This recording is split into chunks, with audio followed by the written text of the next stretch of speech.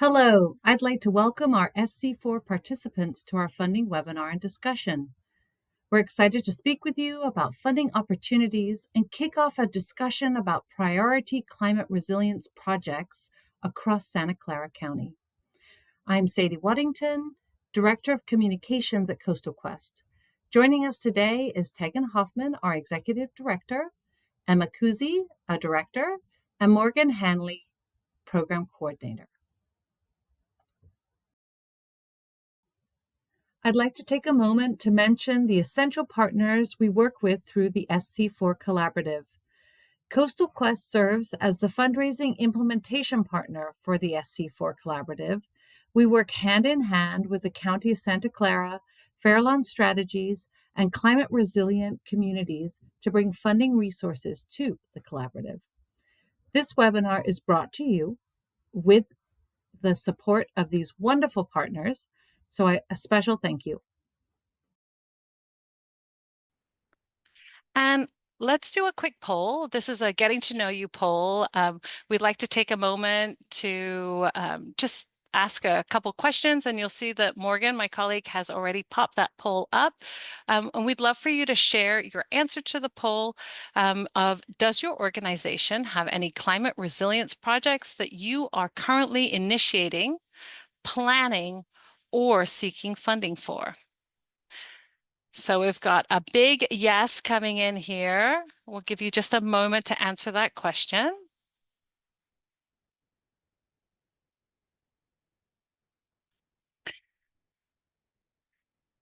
Couple people are not sure, and that absolutely makes sense. Things are moving and changing, but a pretty high 83% yes is what I'm seeing. Let's go ahead and close that poll. Thank you, Morgan. And we can share the results so you'll see. So we're at 83% yeses. So this is great. This discussion today and resource that we'll be sharing will be a great fit for you. A couple people know, but maybe in the future you will.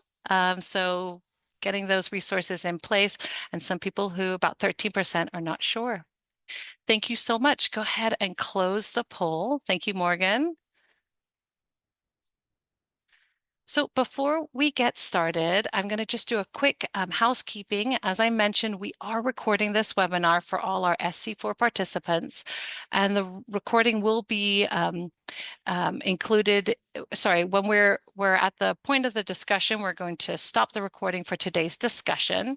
If you have any technical issues, such as you're not sharing screen when you're supposed to be, please let us know. And Morgan is monitoring our chat. That's a great place to share information. We also have, we're going to open up our Q&A, and I'll do that now. So we have that available, and it should show up on your screen. And if not, please go ahead and use the chat. But the Q&A is a space where you can ask questions. Our speakers, if they're not on, will be able to respond to those questions as well.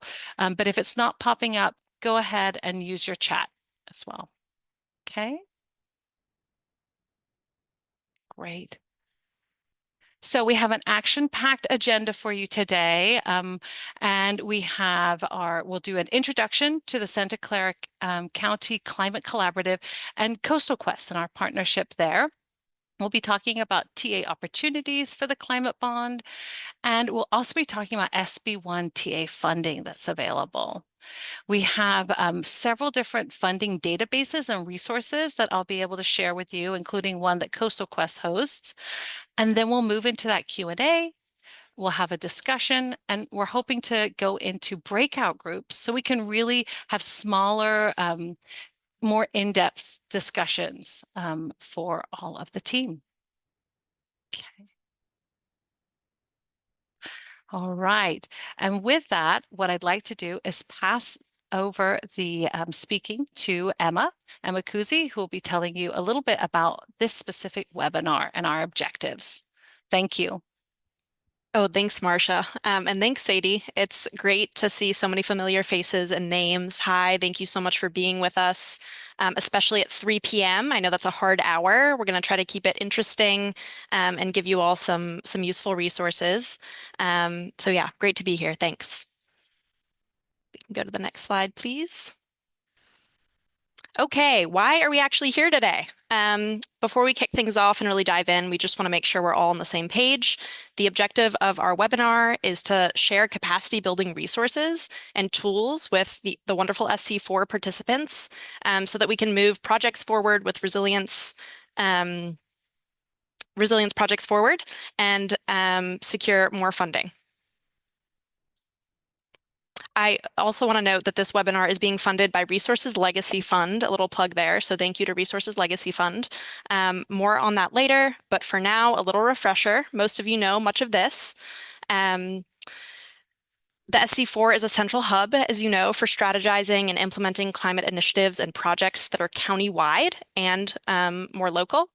We at Coastal Quest work with the SC4 to provide immediate capacity building, funding opportunities, and TA, which is why we're here. And most of you know that already, I would say.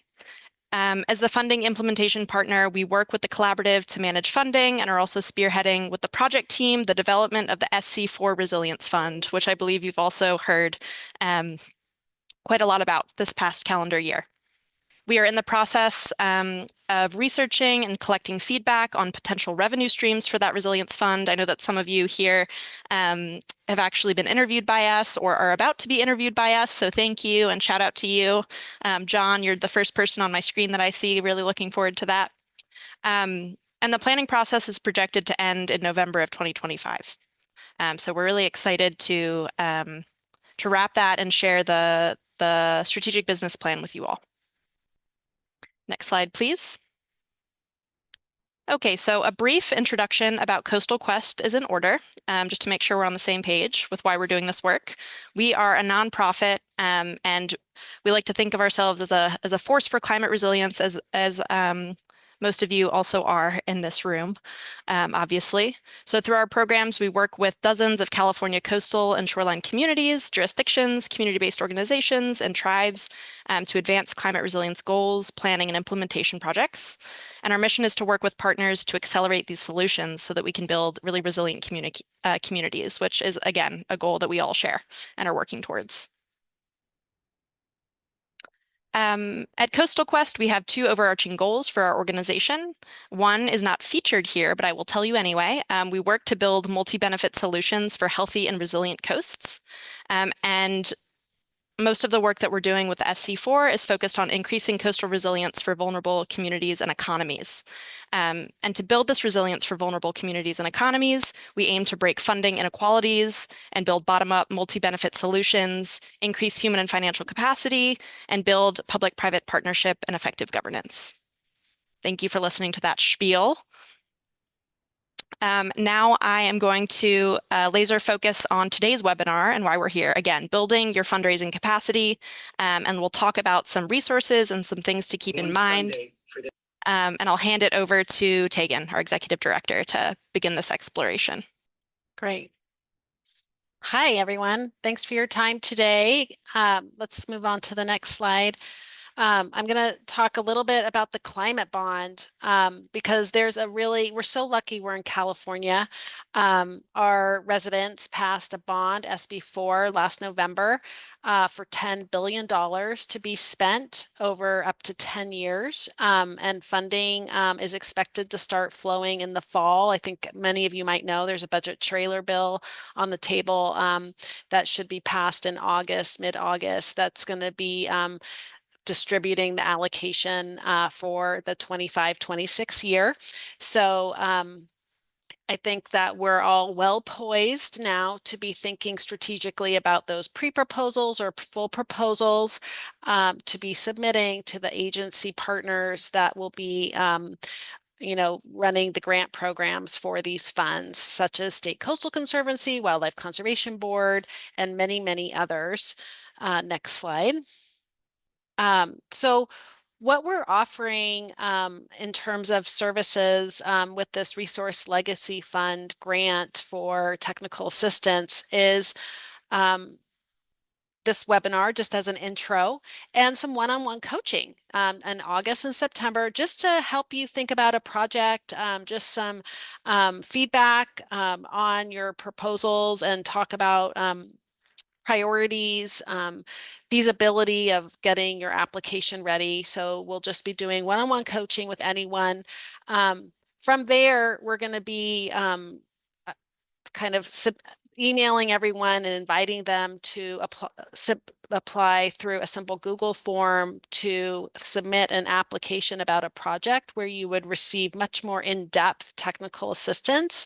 And we'll be working with the project team and also the Resilience Fund Fund Advisory Committee to select 3 to 5 applicants to provide really intensive technical assistance from November to March for climate bond funding application. And so this process will hope to be really helping move some projects forward that are being prioritized by the collaborative. And need some extra support and capacity to get a win in the climate bond funding, and also testing the approach to how to prioritize projects. And although this isn't grant making, it is kind of a selection process and prioritization process. So we'll be testing some of the governance and operations of the Resilience Fund that we're helping design through the planning process. Next slide.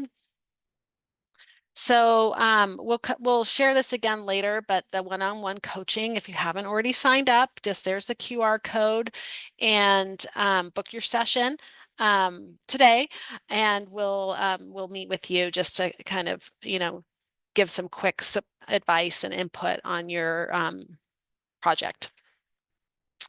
Okay, so next slide.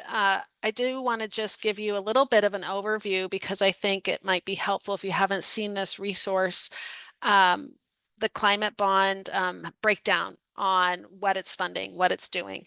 And you can see here how it adds up, where the priorities are related to drought and flood and water, getting a huge majority of the funds. So lots of opportunities there, also focused on reducing flood risk. So some of those projects that I know what some of the working groups have been working on along the riverine flooding might be ripe for those. There's a lot of funding for forest health and wildfire prevention, as well as coastal sea level rise. All the way down, you can see the breakdown. Next slide. I'm going to share a resource with you and my screen just to share this resource. And I know the link doesn't always work in the chat, but maybe you can just show people what to, can you guys see my screen? What to Google? Yes. Okay, you can see my screen. So this, if you type together Bay Area Prop 4 breakdown, this in Google, you will find this spreadsheet, which is really great because it's a great way to track who is funding what and where you should be looking for grants that support your particular project interest. So first, this is the first tab of this spreadsheet, just focus on some general provisions and some definitions.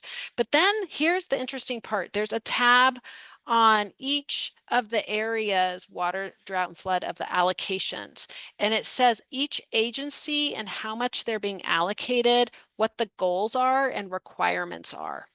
So it's a really great resource for you to start looking through how to match your program and where to focus your energy and looking for the funding from the climate bond. And we can be helping with that in this coaching session if you have questions on that.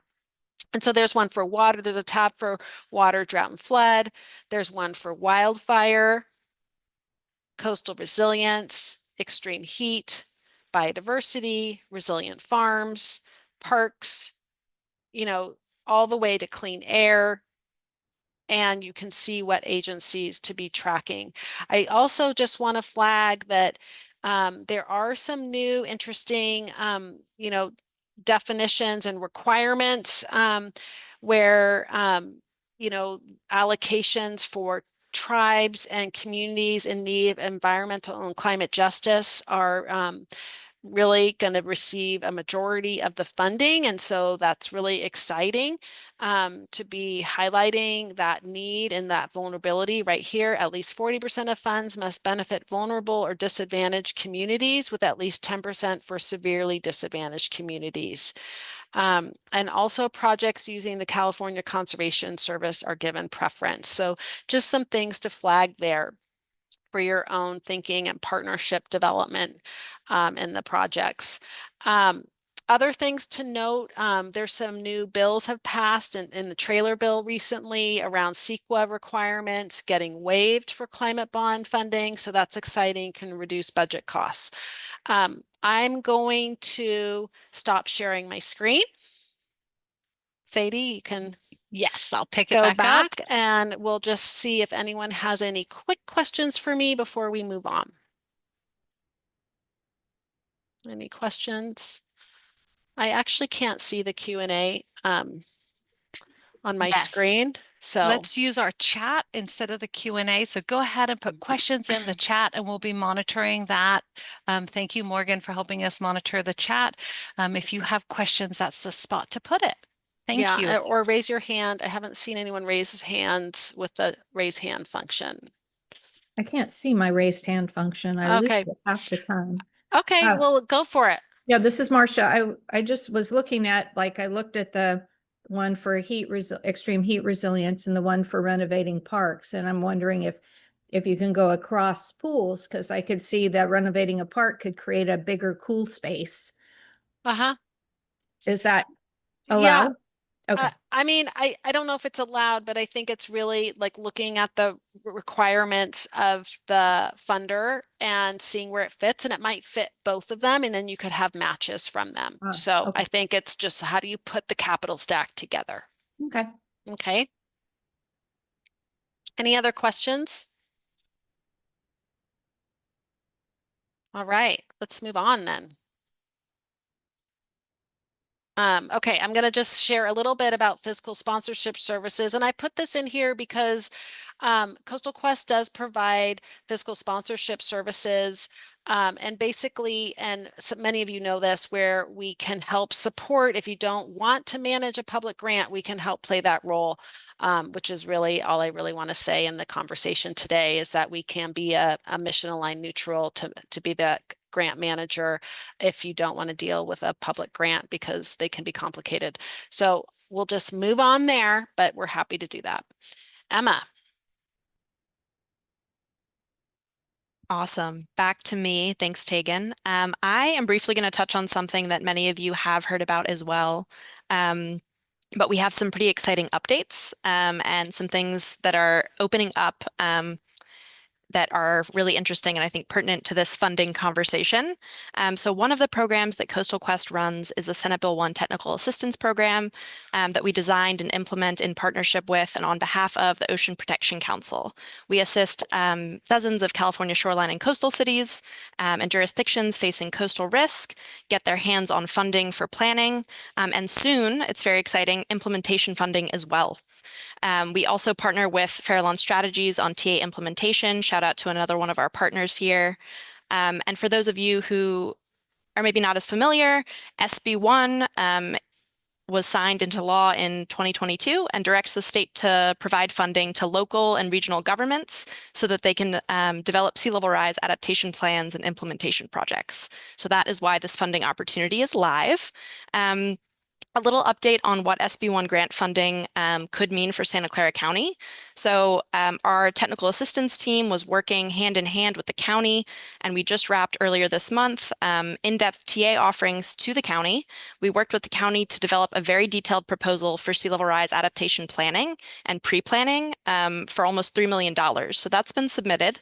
And if awarded, this project aims to set the county and all of the included cities, so that's all of the cities in the county that are facing shoreline risk to sea level rise. Hopefully it will bring them all, that's the plan, into compliance with the Bay Area Conservation and Development Commission's Regional Shoreline Adaptation Plan guidelines. So it's very exciting and a really ambitious project, the likes of which we and OPC have not yet seen in terms of scale and complexity. So I don't believe that Ina is here right now, but massive shout out to Ina and her team for pulling this together and coordinating with so many jurisdictions. It was really wonderful to be a part of that. Now, moving on to future opportunities. So all of this in mind, Planning and pre-planning for sea level rise is now open. That's track 1 that you see on this screen. And the county and eligible local jurisdictions have already applied and plan to take advantage of these funds. But I want to draw your attention to a newly opened track as well. This is the Tribal Cultural Resources track. The purpose of the Tribal Cultural Resources Funding Program is to provide funding for tribes so that they can assess and plan for the impacts of sea level rise on their ancestral lands, cultural sites, lifeways, and resources in a manner that is beneficial to the tribe.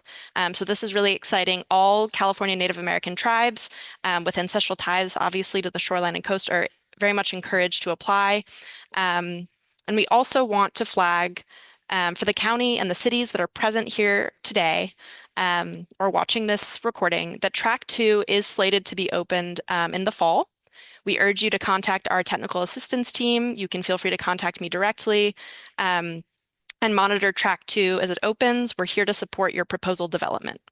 Now I'm going to hand things back over to my colleague Sadie to chat about some more funding opportunities.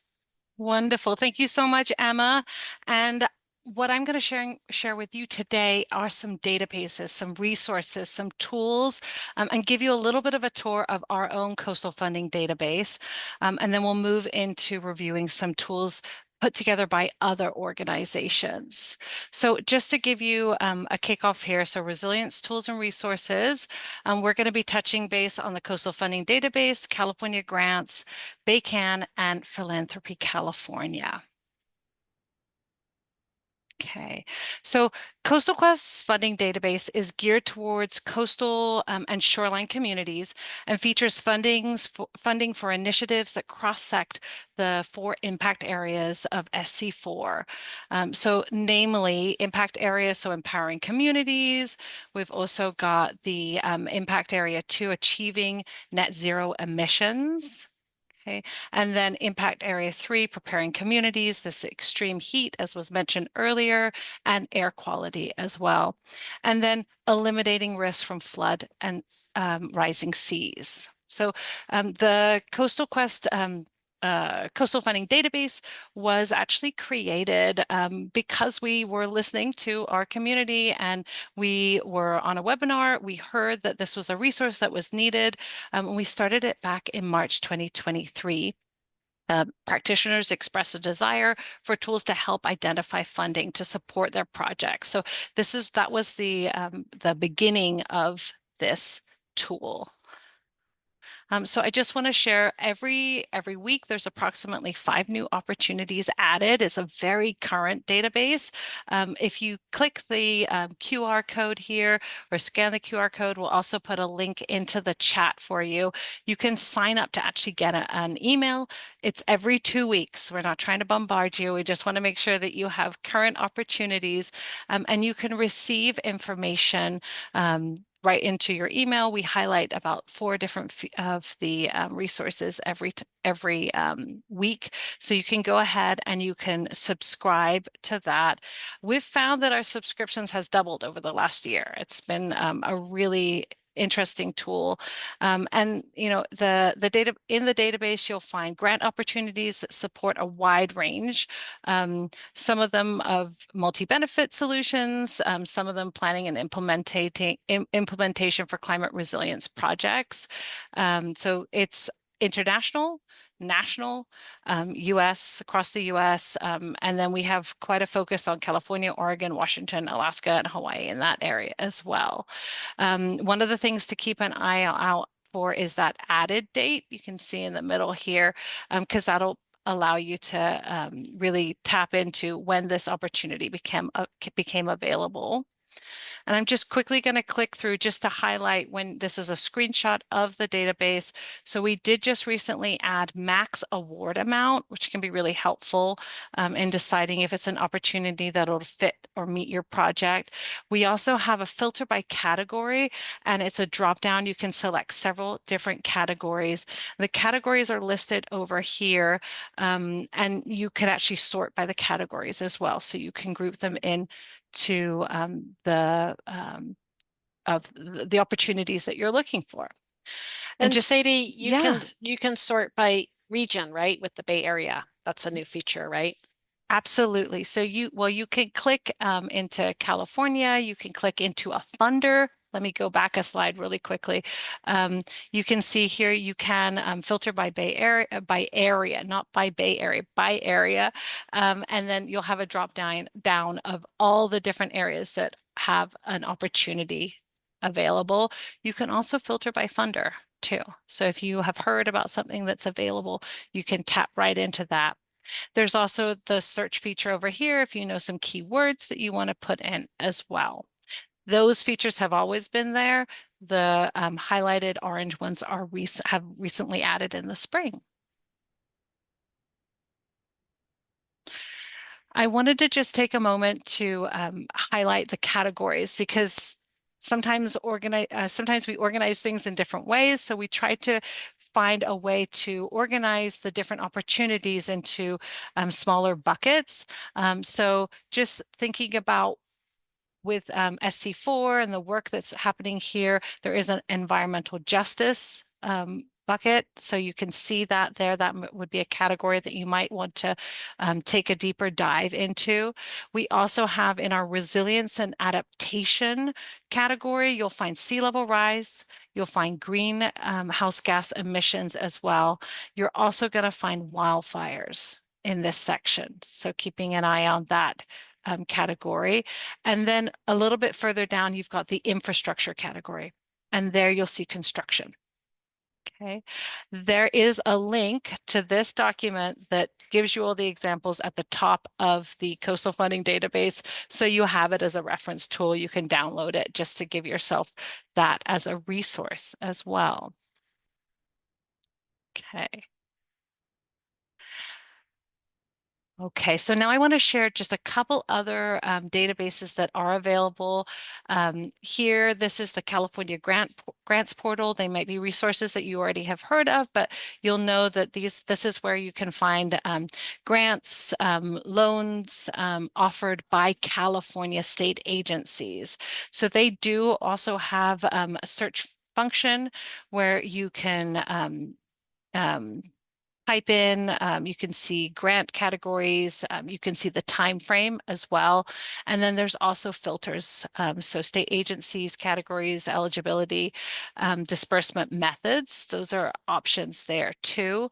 And Morgan is going to continue to put these links into the chat so you have these resources. We also have a slide listing all the different links to these really great resources as well.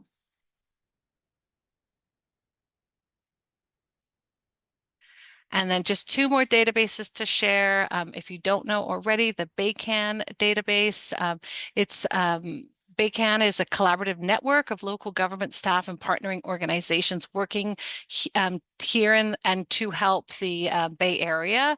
So this is a little bit more of, this is more of a sort of targeted to the Bay Area. Once again, you have search features, category eligibility deadlines, and funding sources. So we're looking at federal, state, local government, private funding as well. One of the great things that you should take advantage of here is that BayCan staff are offering you can schedule a consultation, a free consultation to talk about funding prioritization with them as well. See what they're up to. Okay. And then the last resource I want to share is Philanthropy California and their database. So this one's a little different in that the funding source, it's a membership organization. And so you've got foundations, corporate funders, philanthropic individuals, and family giving circles as part of the funders for this. But you'll see transportation, wildfire, water, urban greening, and coastal resilience are some of the topics that you'll see as categories. So when you go into, you can see the filters and the sort by opportunity there. Okay. All right, so that was a really fast run through of some different database. Just in summary here, we've got the Coastal Quest Coastal Funding Database, which is available there. You can see the link, and we'll share this with the slides. They're also in the chat. The California Grant Portal, BayCan, and Philanthropy California database. And you can sign up, as I said, to receive our every 2-week emails. Okay. All right. Well, now we'd like to take a little bit of time to get some questions from you. We have noted that the chat is the best way to share questions, or you are very welcome to raise your hand, unmute yourself, and once called on, and share your question verbally. That works very well as well. If there are any questions about the information that we've shared, that Emma, Tegan, or myself shared, we'd love to field them now, or some general questions. And you can feel free to access it through the chat. And I don't know, Morgan, have you seen any questions popping into the chat that we'd like to capture? I'll give you a moment just to take a look through. Yeah. I haven't seen any questions yet, but Eric did share additional information that there's a Caltrans Sustainable Transportation Planning Grant Program that can support a wide range of climate adaptation project and resiliency project, which is a little bit similar to the SB1 Track 1 program we were talking about. So please take a look there as well. In the chat, he provided more information to check out, and we would love to answer any of your questions. So now would be a great time to bring those up if there's something you'd like to share with the group. Great. Thank you, Morgan. That's super. And thank you, Eric, for sharing that. We do have, we would like to move into breakout groups to take a deeper dive with you. So I'll just feel free to add questions to the chat as I speak, but we have a couple questions that we thought of that would help us take a bit of a deeper dive. So I'm going to share those on the screen just to give you access to those. And then what we'd like to do is break out into smaller groups. So myself, Tegan, Emma, and Morgan will be in different breakout groups, and would like to take a deeper dive with these 3 questions. So these are things that we're interested to know and to discuss with all of you. So number 1, what types of climate resilience projects are you or your organization currently planning or hoping to implement in Santa Clara County? We'd also like to chat with you. Do you think your organization is grant ready for large-scale public funding like the climate bond? So having those projects ready to put that proposal forward. And lastly, we'd love to hear from you. What would help you get there? If you're looking to put a project forward and you're not quite there for that climate bond funding, what would help you? What are some of the hurdles you're facing, and what would help you get past that so that we can get you grant ready? And we did get a question from John, so I did want to share that as well before we do breakout rooms. John asked, how are the courts going to rule on the GGRF grants that are currently in limbo? If anyone on our team wants to provide any insights. I have no insight on that, but maybe if anyone does, feel free to chat about it. I couldn't resist Emma's challenge that any question was fair game. I had to go for it. Yeah. I don't expect an answer. Yeah. Well, on that note, maybe we can go into breakout groups.